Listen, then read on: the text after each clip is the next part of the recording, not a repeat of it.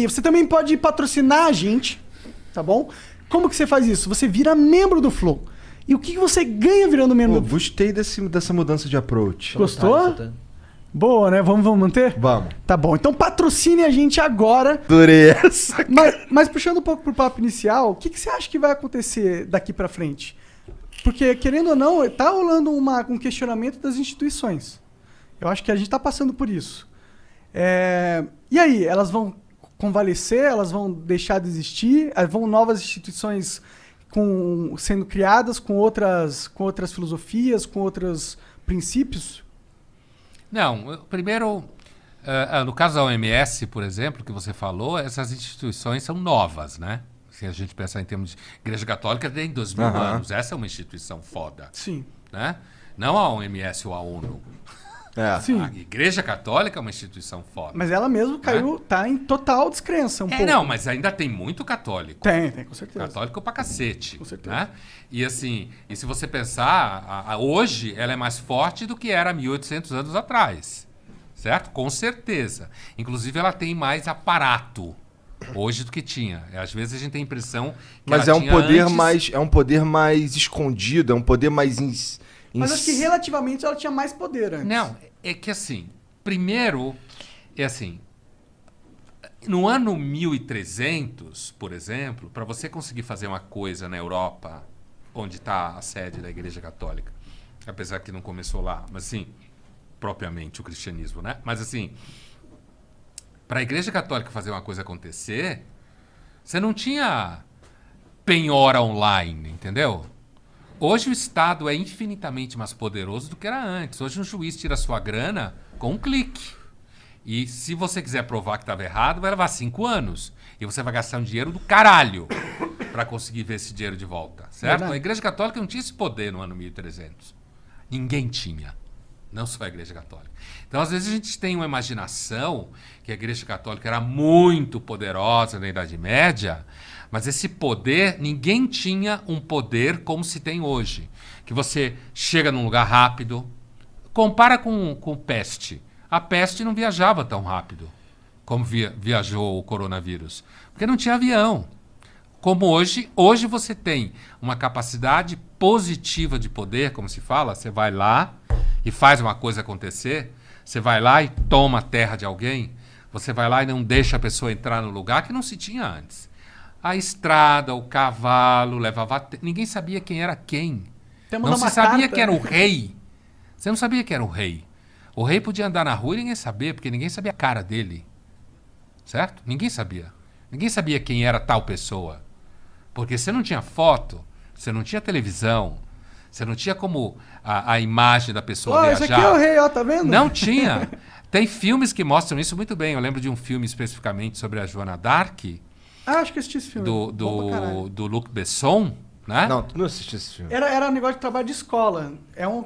É uma com a Mila Jovovich. Ela é antiga, de 1990, não é? alguma coisa assim, Pode isso crer. mesmo. Então tu assistiu esse filme. Eu assisti. Então, assim, tem uma cena em que ela entra no lugar onde está o rei, né? Porque a Joana d'Arc, todo mundo sabe a história dela e tal, acabou virando uma heroína nacional francesa, mas assim, ela entra na sala e tem um cara vestido de rei.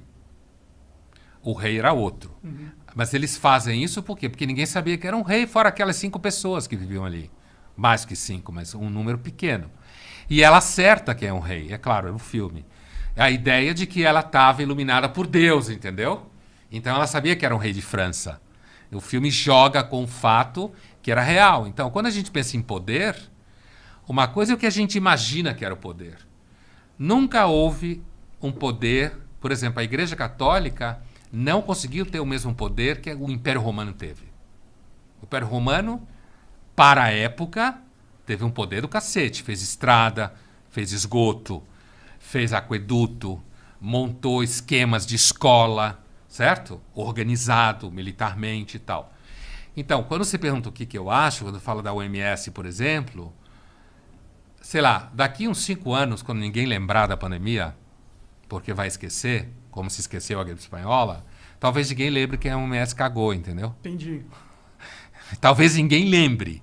E talvez não tenha nenhuma outra estrutura que consiga lidar com todos os conflitos que que existe, por exemplo, dentro do mercado da saúde.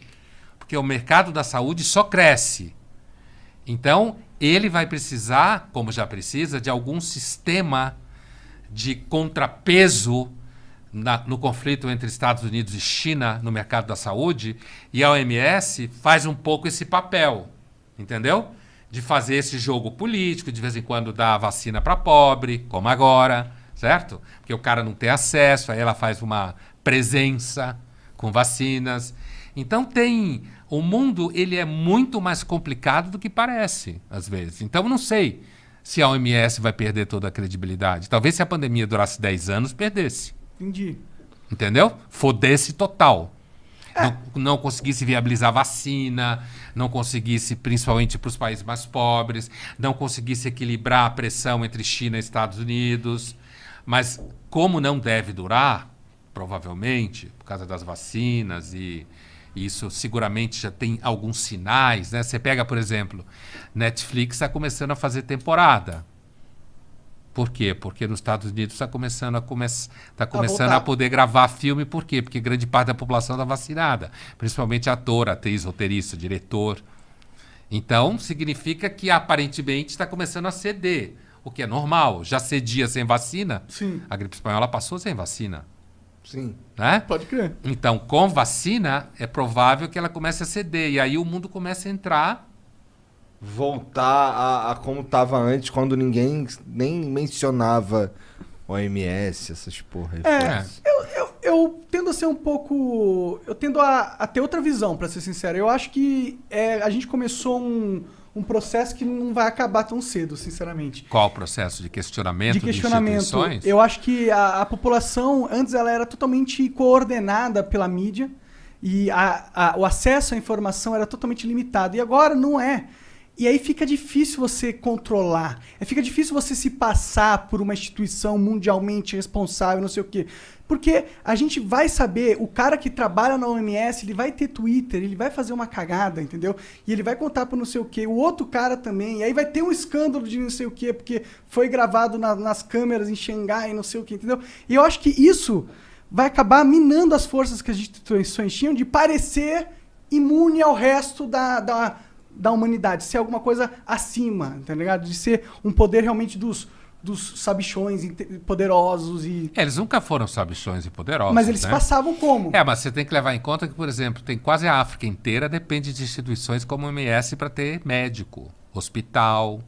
Então, talvez em lugares onde você tem mais acúmulo econômico e é mais organizado, eu pego, por exemplo, nós três aqui, provavelmente até agora, a gente não precisou da OMS. De repente, eu já tomei uma dose da vacina, vocês vão tomar também em algum momento. Quer dizer, a gente não está imediatamente precisando da OMS. Mas quem quiser ir para a Europa vai precisar da OMS para testar a vacina que você tomou, por exemplo. Isso é o poder político. Quem está na África depende de Médicos Sem Fronteira, depende da OMS, depende da ONU. Então, essas instituições, elas têm muito dinheiro, porque, inclusive, isso faz com que a África não exploda mais do que explode, por exemplo.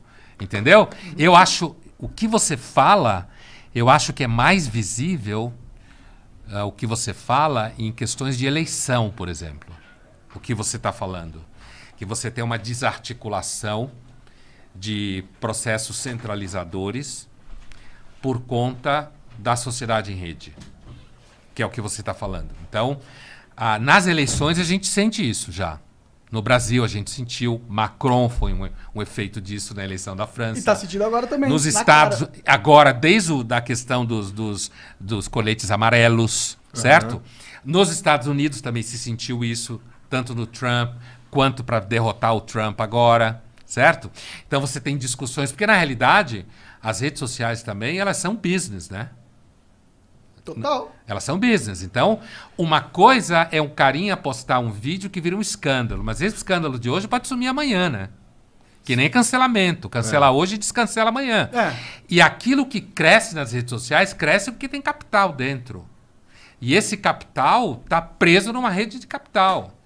Então, tem aí um processo que assim, as redes sociais não são livres. Sim. Como um cara ingênuo acha que é quando tá com o celular na mão, filmando a si mesmo em casa. Ele é Nem um fudendo tonto ela que ser ninguém um vai querer livro. saber dele. Quando você cresce, você entra na lógica produtiva do capital. Mesmo... Não é que o cara pediu comida mesmo, cara? Porra, eu vou até passar um álcool na mão. Os charutos estão chegando.